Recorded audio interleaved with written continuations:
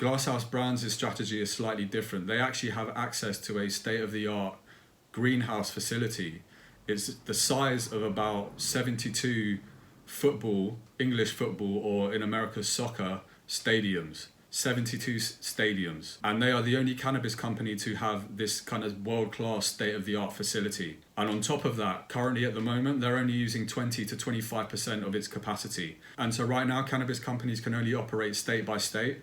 And so what this basically means is that Glasshouse Brands can only operate in California, but that's not really a problem.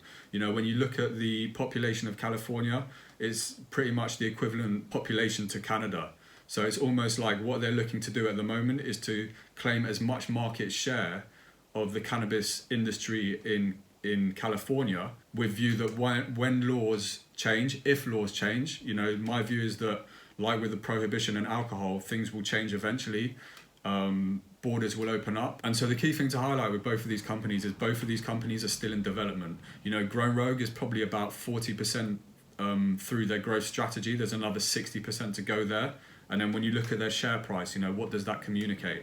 Much the same with Glasshouse Brands, you know, they are only, let's say, maximum 25% operational with this greenhouse, which leaves another 75%.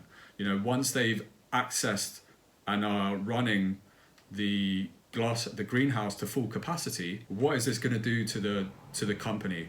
How much will this make it grow? You know, these are the kind of questions that I ask myself, and these are the kind of metrics that I look at and I evaluate. And so if you look at the balance of holdings on this Cambria Toke cannabis ETF, you can see that both Glasshouse Brands and Grown Rogue make up the largest holdings. Currently, 8.7% of their portfolio is in Glasshouse Brands and 8.24% is in Grown Rogue. Now, the other company that kind of interests me, and I did a video on them as well, was the Kronos Group. Now, Kronos Group, they've done some work with Ginkgo Bioworks, and I actually did some research around the impact of using Ginkgo Bioworks' platform. And so the work between Kronos Group and Ginkgo Bioworks, what this actually did is it enabled them to bring new products to market in new flavors, new colors, new packaging, all attracting the attention of cannabis enthusiasts. And so I'm subscribed to Aaron Eidelheit's Substack. His Substack is basically his mailing list.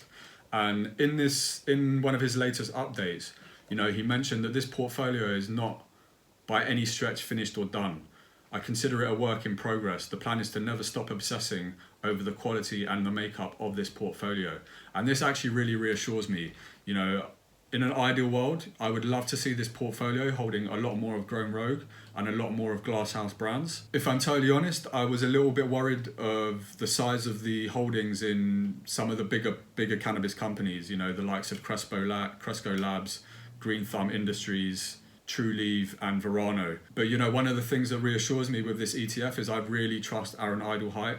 Like I said, he was the one that brought my attention to Glasshouse Brands, to Grown Rogue, you know, and they have both grown significantly over the last year. And so you can also see that this portfolio holds British American Tobacco, Imperial Brands, Altria and Philip Morris. Now, the decision to do this was to give a little bit of stability to this ETF. Cannabis company stocks can typically be, or they have historically been, very volatile. And so the decision was made that this ETF would hold 20% of the portfolio in tobacco stocks. On top of that, with the tobacco holdings, you actually earn close to 4% yield. And so you'll also see that there's that added level of diversification with an investment in Boston Beer. Boston Beer managed some relatively well-known brands, the likes of Samuel Adams, which is known in the UK, and Twisted Tea as well.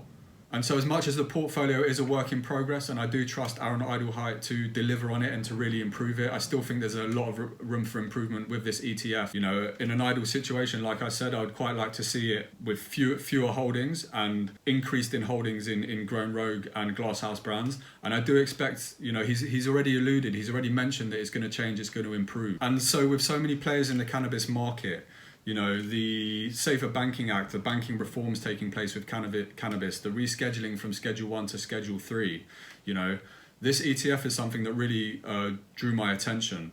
You know, you have the Department of Justice describing the cannabis industry as having the potential to become a multi-billion industry. And here we have Aaron Eidelheit, who's taken a lead on the research and actively involved and working with Cambria on this Toke ETF. With his track record, you know, I really like this ETF.